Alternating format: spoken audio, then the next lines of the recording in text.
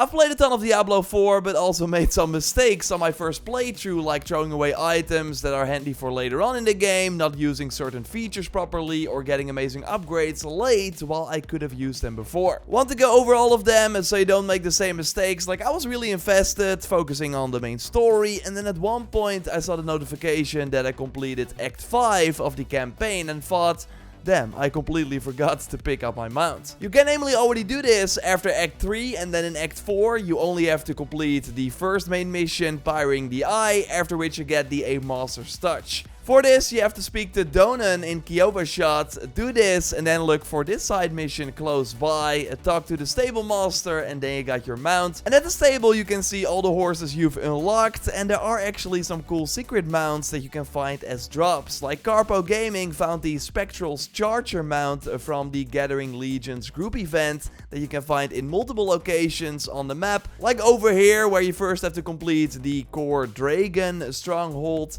It's also a drop from world bosses, by the way, that can spawn. So yeah, cool to know that there are mounts that you can find as loot as well. One of the biggest mistakes you can make is regarding selling and salvaging gear. So for one, you want to salvage gear at the blacksmith with the pickaxe icon, as that means that you will unlock that item as a transmog option in your wardrobe. You can of course find these wardrobes with the closet icon, go there, and then you can choose an item category and pick another cosmetic that you want to show, so then you can look cool while maintaining the stats of the best gear. It's a really great system, and you only have to salvage an item with a particular look once, and then it's saved to your wardrobe forever. But this doesn't mean that you should only salvage items when you don't have the look yet. Like, that's the mistake I made. I was only salvaging items for the cosmetic option and selling my other gear and weapons at vendors, but it's actually way smarter to focus on salvaging items early on and then sell your gear and weapons later on in the game. The reason for this is that salvaging level 39 gloves, for example, here gives me 1 raw hide, which is the same or even less than you get for salvaging low level items. The amount of resources you get doesn't change if the item is of a higher level, while the sell price of course does increase the higher the item is.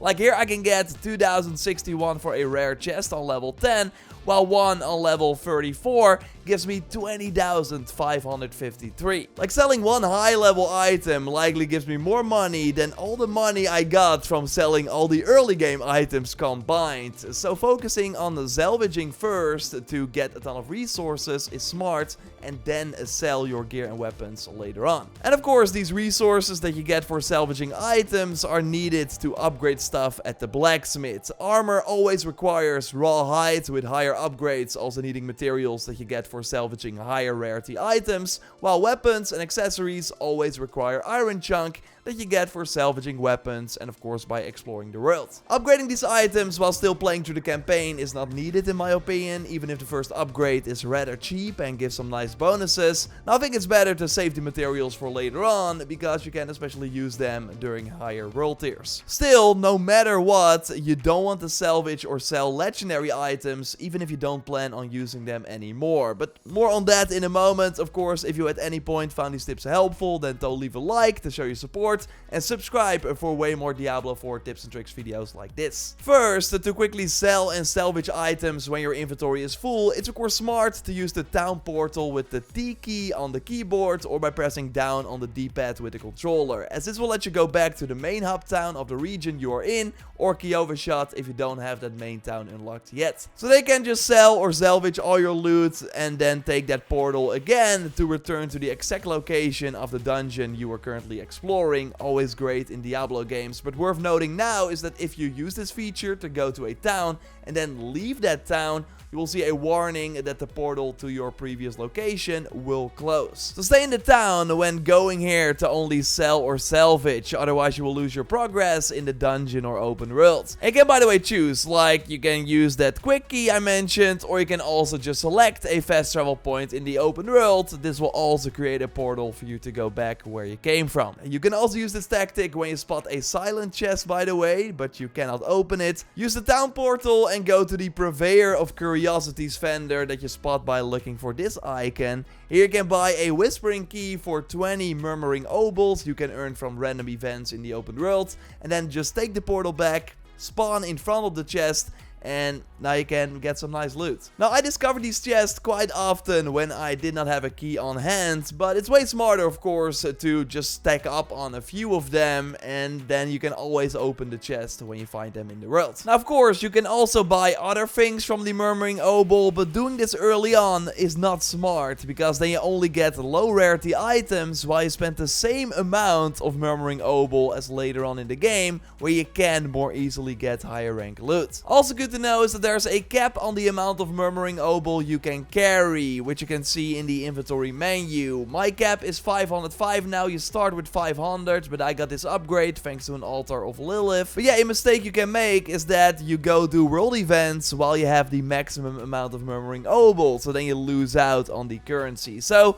make sure that you buy the Whispering Keys like early on in the game, and then you can totally spend this resource later on getting like specific items, because then you can get some better loot. Another thing that can happen if you've been playing the game for some time is that your inventory is filled with a ton of gems. Like, smart to put them in your stash to save room, as even the low end gems can be upgraded to higher level ones at the jeweler vendor. You can also unsocket gems from any item to put them on other gear, weapons or accessories. Do this before selling an item, otherwise you will lose the gem, although if you salvage an item with a gem in the sockets, you will keep those gems, which is great. But yeah, again, put these gems in your stash. It will save you some room in your inventory, but also because you will need them later on to get better versions of these gems that have higher stat values. And the best part is that at the jeweler vendor you can still craft these better gems even if you have all your other gems in your stash. Like, it will just see them, you don't have to carry them around. And it's also smart to stash your legendary items if you don't plan on using them anymore, although you can easily make some mistakes with this system, then as you've been toying around with this legendary perk feature, so take it away. Thanks, Jordan. Like you said, it's smart to save up your legendary items because you can actually transfer the perks on them to another item by visiting an NPC called the Occultist. They appear in several larger cities, just look for this icon, and their services will become available to you after you either hit level 25 or complete a dungeon that rewards you with an aspect like the Lights Watch one very close to Kjolvashad. And then you can make use of their services to fine-tune your items, with the biggest feature being the ability to extract and imprint legendary perks. Extraction is very straightforward. You give a legendary item and some gold to the Occultist, they will destroy the item but remove the aspect, so the orange text part of the item card, after which you will receive it in a separate tab in your inventory where all aspects are stored. And this is why you want to save up your legendaries, like the one you get from chapter 1 of the main story that summons a protective bubble when you get to low health. Saving up items like this means you can extract their perks at any time and apply them to an item that is stronger. I don't recommend immediately extracting every perk you come across though, as the process does cost money and not all perks are going to be useful for your build. So just save them up in your stash until you need them, because extracting perks is of course only half of the fun. You can then imprint them on any item of rare quality or higher, which will immediately turn a rare item into a legendary as well. So you pick the item you want, and then you choose if you want to add an aspect from your Codex of Power or if you want to add one from your inventory. Your Codex of Power aspects are unlocked by completing dungeons and function as a sort of library, but the aspects in your inventory work a little bit differently, and this is where those mistakes Jordan hinted at really come into play. For starters, unlike picking an aspect from the Codex, using one from your inventory consumes it, meaning you can only apply it once unless you have multiple copies of the same perk. You also, and this is very important,